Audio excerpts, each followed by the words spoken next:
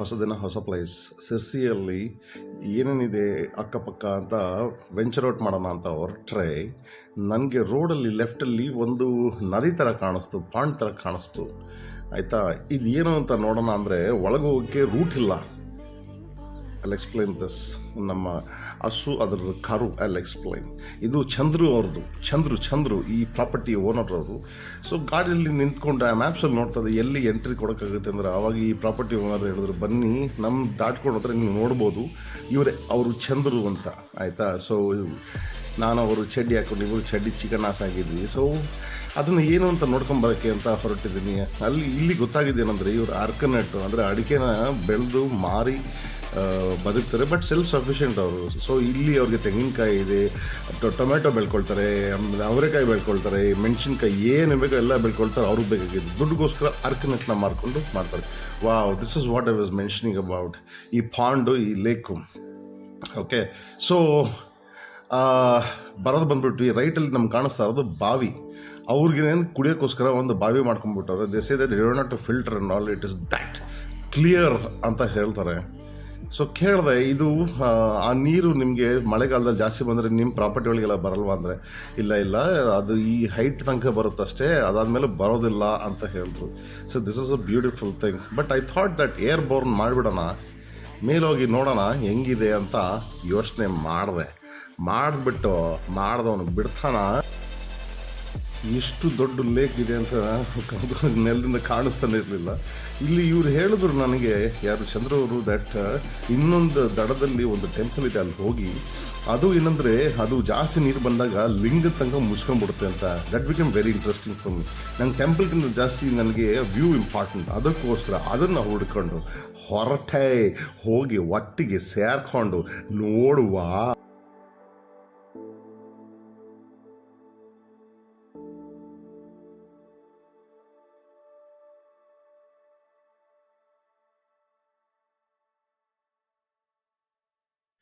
ಇದೇ ಗುಡ್ನಾಪುರ್ ದೇವಸ್ಥಾನ, ಅದರಿಂದ ಇರೋದು ಗುಡ್ನಾಪುರ್ ಲೇಕು. ಇದರೊಳಗೆ ಲಿಂಗ, ನಂದಿ ಎಲ್ಲ ಇದೆ. ಬಟ್ ನನಗೆ ತಿಳಿದು ಬರುತ್ತೆ ದಟ್ ಈ ಸಮಯದಲ್ಲಿ ಎಲ್ಲ ಬಂದ್ ಮಾಡಿಬಿಟ್ಟವ್ರೆ. ಯಾಕಂದರೆ ಪೂಜಾರಿ ಅವರೆಲ್ಲ ಮನೆಗೆ ಹೋಗೋರು. ಈ ಟೈಮಲ್ಲಿ ಯಾರು ಪೂಜೆ ಮಾಡೋಕ್ಕೆ ಬರಲ್ಲ ಅಂತ ಬಂದಿದ್ದೀನಿ ನಾನು. ಪೂಜೆಗಲ್ಲ, ವ್ಯೂ ಮಾಡೋಕ್ಕೆ, ವೀಡಿಯೋ ಮಾಡೋಕ್ಕೆ. ಓಪನ್ ಮಾಡಿದ್ರೆ ಹೆಂಗೆ ಕಾಣುತ್ತೆ ನಂದಿರೋ ಕ್ಯಾಮ್ರಾ, ಅಷ್ಟು ಬ್ಯೂಟಿಫುಲ್. ಹಿಂಗೆ ಕ್ಯಾಪ್ಚರ್ ಮಾಡ್ತಂದರೆ ನನ್ನ ಕಣ್ಣಿಗೆ ನಮ್ಮ ನಂದಿ ಕಾಣಿಸ್ತಾರೆ ಮತ್ತು ಲಿಂಗ ಕಾಣುತ್ತೆ. ಬಟ್ ಕ್ಯಾಪ್ಚರ್ ಅಂತೂ ಆಗಿಲ್ಲ ಅಂತ ಗೊತ್ತಾಯಿತು.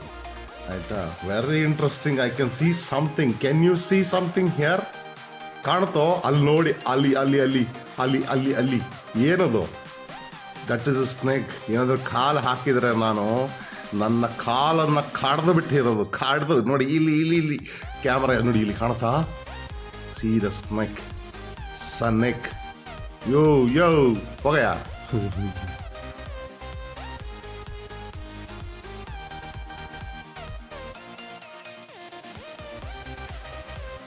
ನಮ್ಮ ಗರುಡ ಗಮನ ಕೊಟ್ಟರೆ ಹೆಂಗೆ ಕಾಣ್ಬೋದು ಅಂತ ಮೇಲೆ ಕಾಣಿಸ್ತೆ. ಇದು ಸೂಪರಾಗಿ ಕಾಣುತ್ತಪ್ಪ. ಐ ವಾಂಟ್ ಒಂದು ಸರ್ಕಲ್ ಹೊಡಿಬೇಕಂತ ಇದ್ದೆ, ಬಟ್ ಅನ್ಫಾರ್ಚುನೇಟ್ಲಿ ನಮ್ಮದು SD ಕಾರ್ಡ್ ಫುಲ್ ಆಗಿಬಿಟ್ಟಿತ್ತು. ಸೊ ಅದಕ್ಕೆ ಸ್ಟಾಪ್.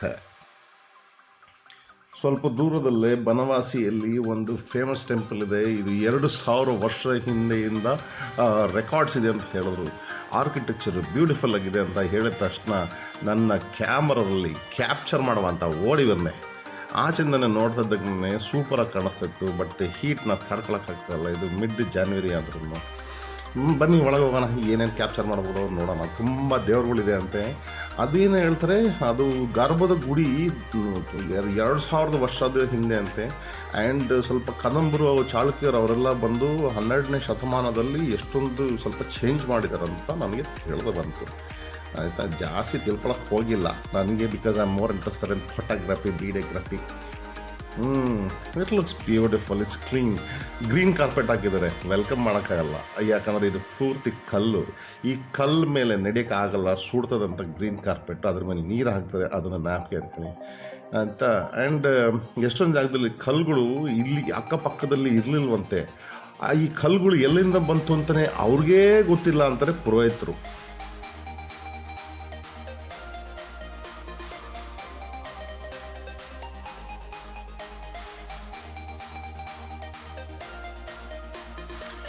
ಇವತ್ತು ಕ್ಲೀನಾಗಿ ಏನು ಅರ್ಥ ಆಯಿತು ಅಂದರೆ, ನಮ್ಮ ಕ್ಯಾಮ್ರಾ ಬೆಳಕಿಂದ ಕತ್ತಲೆಯಿಂದ ಬೆಳಕು ಹೋದರೆ ಅದು ಸರಿ ಕ್ಯಾಪ್ಚರ್ ಮಾಡಲ್ಲ ಅಂತ ಗೊತ್ತಾಯಿತು.